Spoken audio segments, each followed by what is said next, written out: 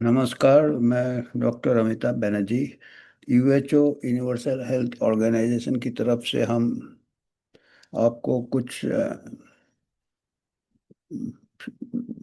Messages लाते हैं health के ऊपर, जो हमारे स्वास्थ्य के ऊपर असर पड़ता है, और डायरेक्टली या इनडायरेक्टली। डायरेक्टली कई ऐसे पब्लिक हेल्थ पॉलिसीज है जो कई बार हमारे जनहित में रहता है। कई बार हमको थोड़ा उसके ऊपर सोचना पड़ता है कि जनहित के लिए किया जा रहा है कि या कुछ मुनाफा, कमर्शियल इंटरेस्ट है, हितों का टकराव है।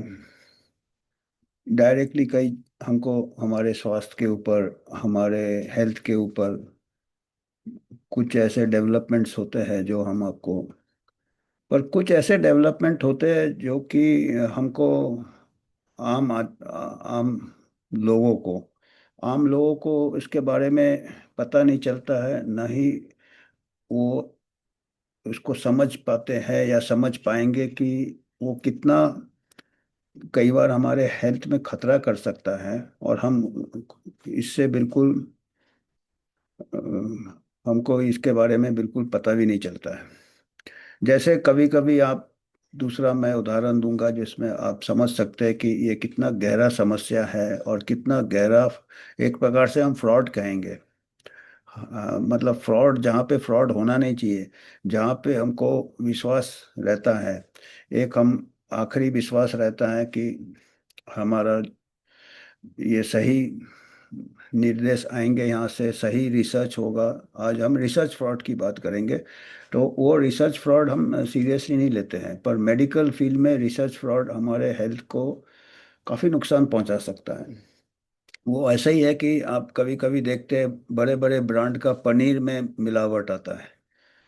हम बहुत चिंता वाली बात है कि हम पनीर स्वास्थ्य के लिए लेते हैं, हम पूरा भरोसा करते हैं कि, और उसमें अगर मिलावट हो, दूध में मिलावट हो, अच्छे अच्छे ब्रांड वाले दूध में अगर मिलावट हो, अच्छे अच्छे ब्रांड वाले पनीर में मिलावट हो, तो काफ़ी हम हमारे लिए बहुत या तो सभी जगह मिलावट हो रहा है क्या, हमको फिर ये हम किस टाइप का समाज में रह रहे हैं। और हम ही लोग हैं, अलग अलग अपने पेशे में है, कोई मार्केटिंग में है, कोई इंडस्ट्री में है, कोई फूड इंडस्ट्री में है, कोई ड्रग इंडस्ट्री में है, कोई अभी एक मेडिकल इंडस्ट्री भी बन गया है, मेडिकल एजुकेशन भी एक इंडस्ट्री बन गया है। तो जहाँ पे इंडस्ट्री होता है क्या, वहाँ पे प्रॉफिट पहले होता है, सेफ्टी हम नहीं देखते हैं क्या। अभी तक ऐसा था कि मेडिकल एक अच्छा प्रोफेशन था, नोबेल प्रोफेशन था, और मेडिकल एजुकेशन भी बहुत बड़ा, हर हर एजुकेशन एक प्रकार से सरस्वती, हम उसको पूज्य ये मानते थे, पूज्य योग मानते थे कि सरस्वती है जहाँ पे कि किसी प्रकार का मिलावट या धोखाधड़ी नहीं होगा, एजुकेशन। पर जैसे बाकी इसमें इंडस्ट्री में मिलावट हो रहा है, तो हम जो अभी जो हो रहा है मेडिकल कॉलेजेस में, काफ़ी कुछ हो रहा है। आप, कई बार हम बात कर चुके हैं कि अ, कई ऐसे कॉलेजेस खुल रहे हैं, गवर्नमेंट और प्राइवेट में भी ज़्यादा फर्क नहीं रह गया आजकल स्टैंडर्ड में। गवर्नमेंट कॉलेज में मेंटेनेंस नहीं रहते हैं, फैकल्टी भी वहाँ भी कम ही रहते हैं, वैकेंसीज एम्स जैसे इसमें भी 30-40% वैकेंसी है। तो आप सोच सकते हैं बाकी मेडिकल कॉलेजेस का क्या हाल होगा। ओवरवर्कड है। और प्राइवेट में तो काफ़ी स्टूडेंट्स ले लेते हैं, सीट्स बढ़ाते हैं, और आप समझ सकते हैं कि कितना प्रॉफिटेबल हो गया वो भी। तो चलो ठीक है, पर हम ये रखते हैं कम से कम पढ़ाई में धोखाधड़ी नहीं होना चाहिए। मेडिकल पढ़ाई, मेडिकल रिसर्च में धोखाधड़ी नहीं होना चाहिए। क्योंकि बाकी देखिए, हालांकि कोई भी साइंस में, कोई भी रिसर्च में नहीं होना चाहिए, क्योंकि साइंस का उपयोग होता है हमारे हित के लिए। अगर साइंस में धोखाधड़ी है, साइंस में अगर फ्रॉड है, जैसे कोई खाने में फ्रॉड है, पनीर में फ्रॉड है, मिलावट है, तो हमारा हेल्थ अफेक्ट करता। तो अगर साइंटिफिक रिसर्च में अगर मिलावट है, तो उस रिसर्च के बलबूते पे अगला रिसर्च होता, उस रिसर्च को पढ़ के लोग मेडिकल ट्रीटमेंट करते हैं, मेडिकल मैनेजमेंट करते हैं। क्योंकि जो मेडिकल रिसर्च होता है, मेडिकल साइंटिफिक जर्नल में छपता है, जिसको कि आप पीयर रिव्यूड जर्नल्स कहते हो, कि बाकी लोगों ने उसको ठीक से पढ़ा है, उसी के बाद फिर एविडेंस बेस्ड मेडिसिन की बात करते हो, जिससे कि हमको हमारा हेल्थ में ट्रीटमेंट, जो डॉक्टर बेचारा प्रैक्टिस कर रहा है, वो मेडिकल जर्नल कोई अथॉरिटी समझता है, उसका पेपर पढ़ के ये करता है। अगर उसमें ही मिलावट हो तो क्या हो सकता है बताइए। एक तो बहुत नुकसान हो सकता है। ट्रीटमेंट गाइडलाइन बनते हैं एविडेंस कलेक्ट करके, एविडेंस का मेटा एनालिसिस, कॉकरेन रिव्यू, बड़ी बड़ी बातें होती है। अगर जो जो रॉ मटेरियल में ही मिलावट है, कफ सिरप में मिलावट है, डाइथाइल ग्लाइकॉल हो तो मौत भी हो तो हुए है। और ऐसे ही अगर मेडिकल पेपर्स में मिलावट है, मेडिकल पेपर्स अगर ठीक से नहीं पब्लिश किया है, रिसर्च को ईमानदारी से नहीं किया है, तो वो उस नकली रिसर्च को इस्तेमाल करके मरीज, कितने मरीजों का हानि हो सकता है आप सोच सकते हैं। और ये हो रहा है, ये हो रहा है। और ये क्यों हो रहा है? क्योंकि अभी गिनती किया जा रहा है, क्वालिटी नहीं देखा जा रहा है। अभी क्या हो रहा है कि जितने भी मेडिकल कॉलेजेस है, जितने भी यूनिवर्सिटीज है, जितने भी कॉलेजेस है, एकेडमिक इंस्टीट्यूशन है, उनका अभी एक प्रकार से रैट रेस हो गया। जैसे चूहे का दौर कहते हैं अंग्रेजी में, रैट रेस कहते हैं, अभी हिंदी में क्या कहेंगे, मतलब भागा दौड़ी, बब्बर में भाग और फर्स्ट आना है कैसे भी। और कैसे होता है आपका रिसर्च आउटपुट कितना होता है, नंबर ऑफ पेपर्स पब्लिश, नम इंटरनेशनल रैंकिंग, नेशनल रैंकिंग, ये वो। तो इसमें क्या होता है कि जेन्युइन रिसर्च हो तो अच्छी बात है ना, पर जेन्युइन रिसर्च में, ईमानदार रिसर्च में बहुत टाइम लगता है। जिसने बल्ब भी बनाया था, 1000 बल्ब बनाया था, तब जाके एक बल्ब जला। कौन था ये बल्ब बनाने वाला? एडिसन। तो उसको एक साल में तो नहीं बना होगा ना, कई साल लग गए होंगे। अच्छा रिसर्च है। अभी हम रोशनी उसी से मिल रहा है हमको। पर अभी क्या है कि आपको इतना टाइम नहीं है। आपको बस एक साल में 3 रिसर्च करना है, ये टारगेट दिए जाते हैं। अभी जैसे इंडस्ट्री, मेडिकल इंडस्ट्री है, कॉर्पोरेट अस्पताल में पेशेंट टारगेट है, ऑपरेशन टारगेट है, इन्वेस्टिगेशन। अभी एकेडमिक इंस्टीट्यूशंस जितने हैं, मेडिकल कॉलेजेस में, वो डॉक्टर्स को टारगेट दिए जाते हैं। हर डॉक्टर को, जो मेडिकल फैकल्टी है, स्टूडेंट्स को टारगेट दिए जाते हैं। पोस्ट ग्रेजुएट स्टूडेंट्स को आपको इतने इतने इतने, क्योंकि वो टारगेट से क्या होगा कि कॉलेज का रैंकिंग बढ़ेगा, और उनका भी प्रमोशन डिपेंड करता है। उनका भी जो फैकल्टी है, स्टूडेंट्स को फिर बोलते हैं कि ये आपको इतने करने हैं। तो ये संभव, इसमें अच्छा रिसर्च हो सकता है क्या? ये बिल्कुल T20 जैसा हो गया है। पहले टेस्ट मैच होता था, मेहनत का होता था, उतार चढ़ाव होते थे, मेहनत करते थे, कला ये होता था। रिसर्च में भी मेहनत लगता है, टाइम लगता है। अभी T20 जैसा रिसर्च होगा तो वो असली रिसर्च तो हो नहीं सकता है। फिर क्या हो गया कि फिर फ्रॉड चालू हो जाएगा, क्योंकि सरवाइव करना पड़ेगा ना। तो रिसर्च में पहले तो छोटे मोटे फ्रॉड होते थे, थोड़ा डेटा ये कर दिया, वो भी छोटा, कोई भी पर्टिकुलरली मेडिकल रिसर्च में कोई भी फ्रॉड छोटा नहीं होता, उससे जान खतरे में रहता है, लोग इनडायरेक्टली हार्म होते हैं। फिर क्या हो गया कि जर्नल, जिसमें रिसर्च छपता है, जर्नल्स, वो एक इंडस्ट्री बन गया। वो इंडस्ट्री, पहले क्या होते थे जर्नल्स, सब जर्नल को आप पेपर भेजते थे, बाकायदा बहुत स्ट्रॉन्ग रिव्यू होता था, टाइम लगता था, छपता था, आपको एक पैसा नहीं देना पड़ता। तो जर्नल जो लाइब्रेरी खरीदते थे, उधर से उसका इनकम होता था जर्नल्स का। अभी क्या हो गया, अभी इतने हो गए तो उतने जर्नल तो काफी नहीं है दुनिया में, सबको रिसर्च करना है अभी, जो मेडिकल प्रोफेशन में है, जो टीचिंग में है।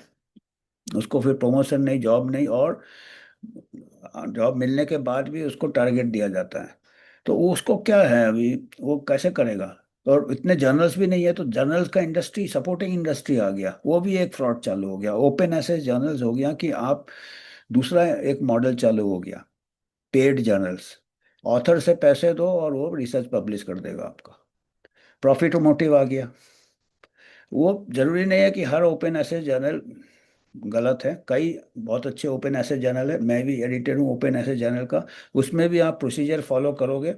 और हमारा तो ऐसा ओपन एसेस है कि हमारा, हम ऑथर से भी नहीं लेते हैं। हमारा इंस्टीट्यूशन फंड फंडिंग करता है जर्नल्स का, तो वो सबसे हाईएस्ट है।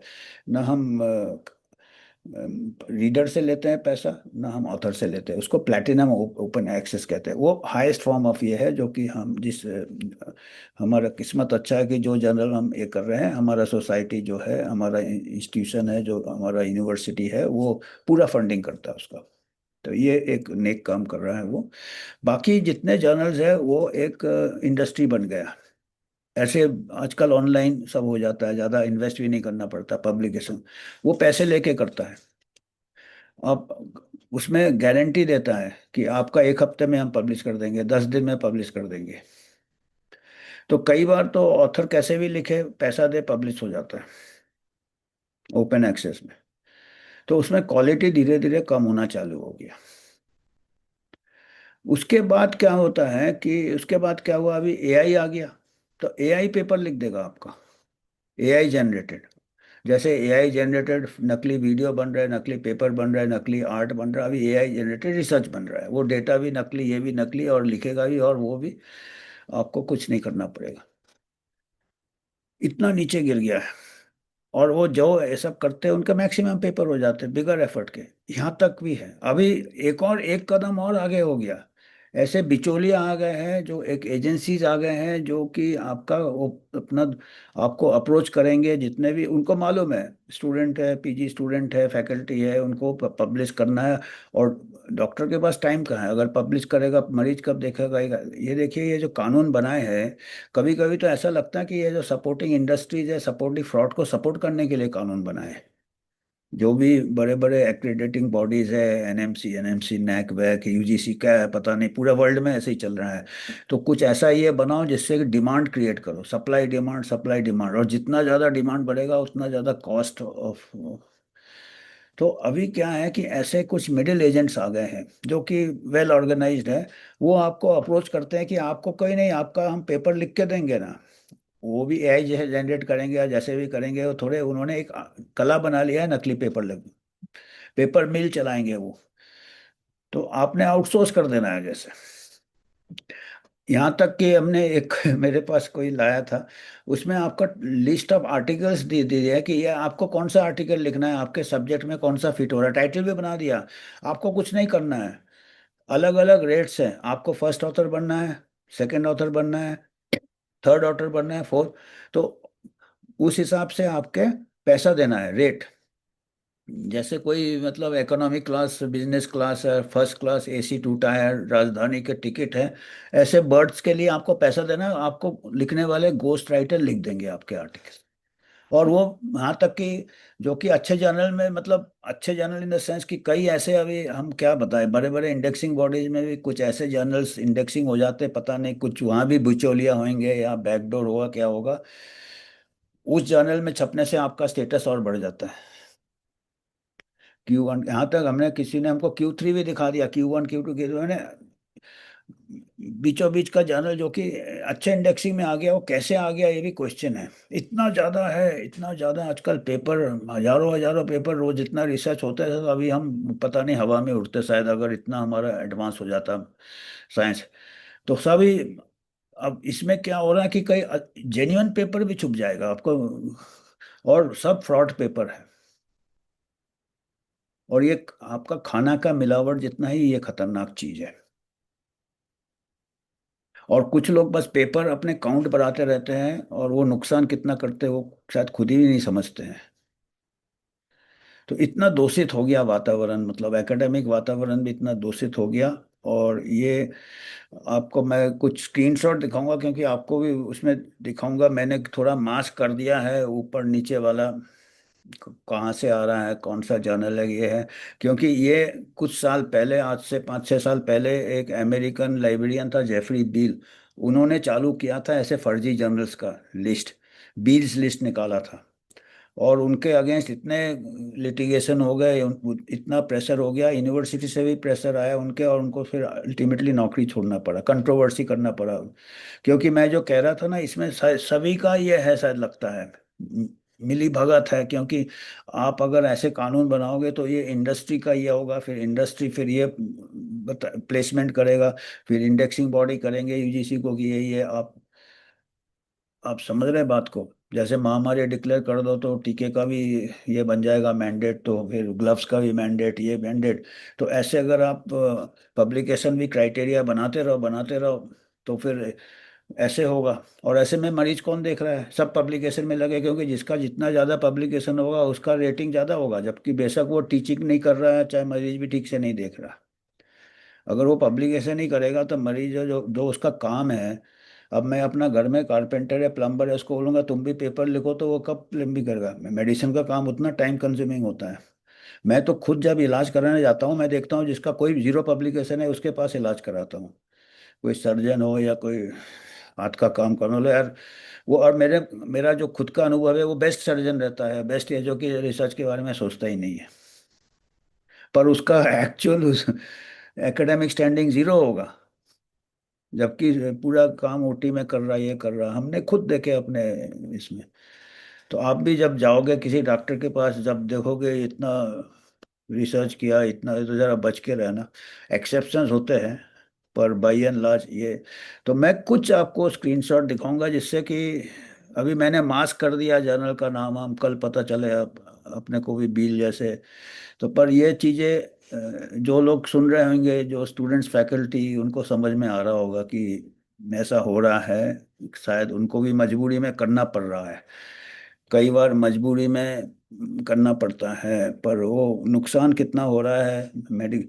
तो ये गलगोटिया खाली अकेला किस्सा नहीं है, पूरा चारों तरफ गलगोटिया हो गया है कि भाई चाइना का लेके अपना बता रहे हैं। और इंटरनेशनल समिट में जब इतना बड़ा ये हो सकता है, तो रोज छोटे मोटे कितने कुछ हो रहे होंगे अपने डिसऑनेस्टी इन एकेडमिक इंस्टीट्यूशंस। ऑल एकेडमिक, मेरे को लगता है अभी ऑल ओवर द वर्ल्ड ही है, अभी कोई ऐसा नहीं है कि हमारे। क्योंकि ये उधर भी ऐसे ही है, रैंकिंग वैंकिंग पूरे ग्लोबल ये है।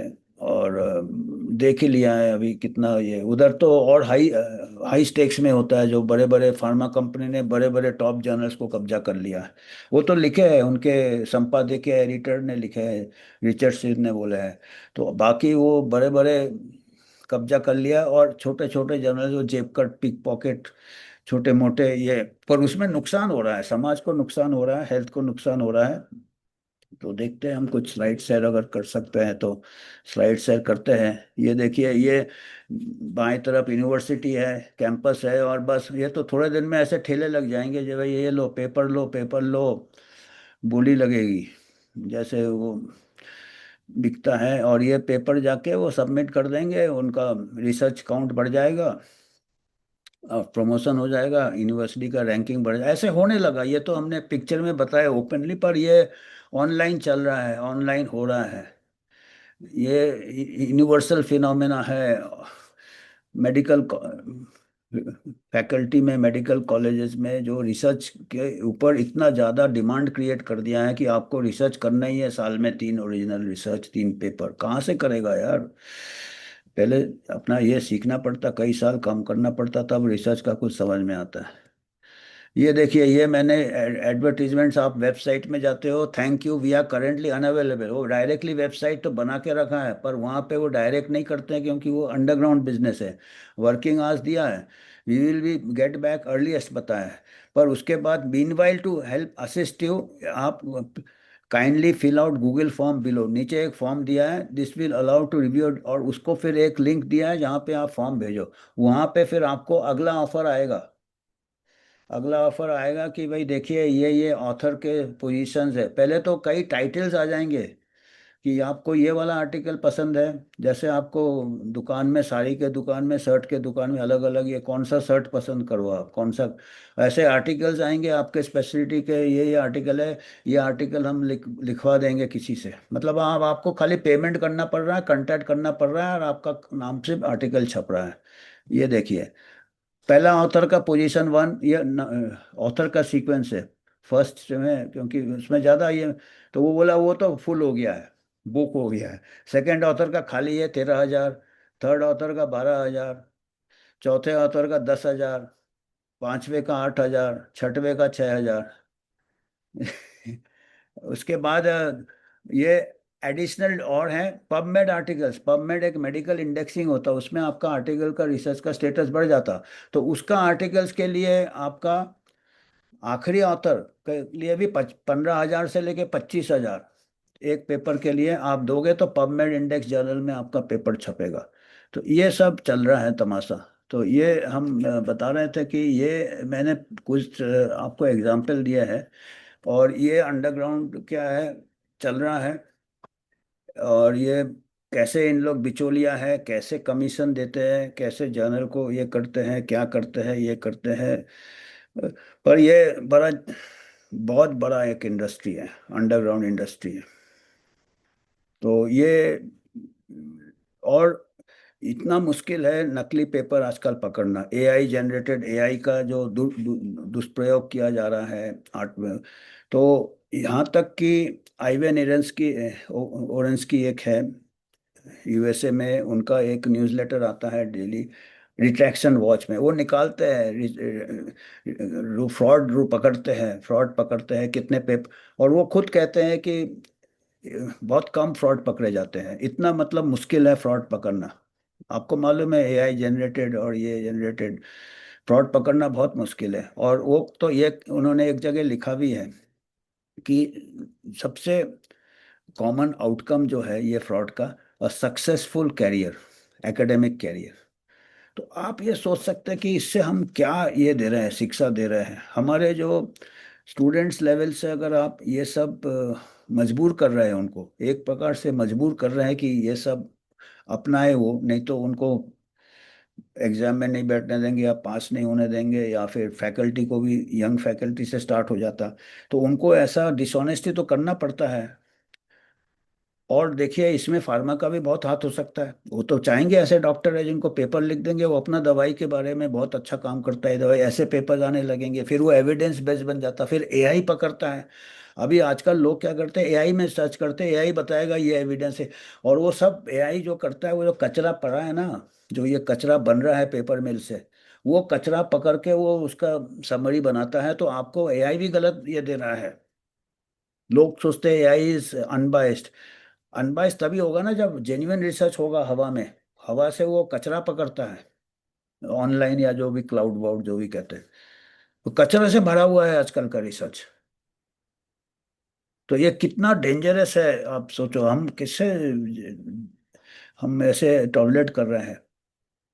तो ये सोचना चाहिए, एजुकेशनल जो बॉडीज है उनको सोचना चाहिए कि रिसर्च को कंपलसरी नहीं करो, जिसको करना है कम करे, बहुत अच्छा करेगा वो।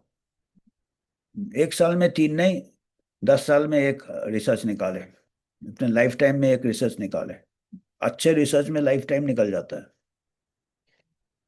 तो ये हमको बताना था कि आप अभी जो बड़े बड़े लोग बात करते हैं ना, जर्नलिस्ट लोग, कि आप पेपर बताओ, पेपर बताओ, अभी सब पेपर फर्जी है।